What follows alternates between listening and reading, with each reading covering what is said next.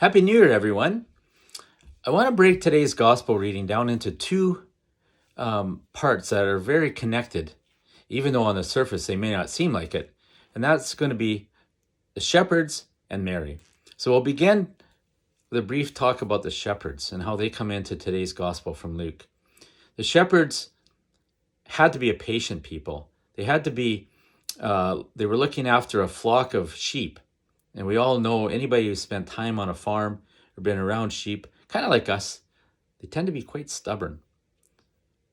I remember one memory going to see sheep at a farm as a young child, and it seemed like every time the shepherd asked them to do something to go to the right, they went to the left, at least several of them. So a shepherd is patient. The shepherd's job was dirty too, especially back in that time. We didn't have modern technology with all these bins and computerized stations and things to feed the sheep. It would have been a dirty, smelly job. And shepherds would not have had time for a lot of education. They were busy. It was a busy job. It's 24/7. They could be waking up in the middle of the night with a new lamb being born, or a sick sheep, or somebody who's gotten away.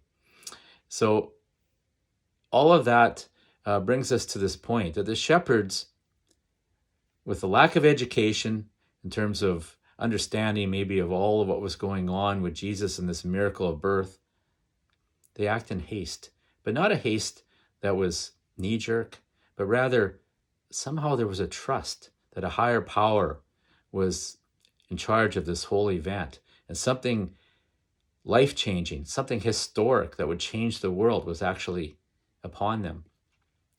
And so they put away all of their doubts, all of their misconceptions, and they followed Jesus.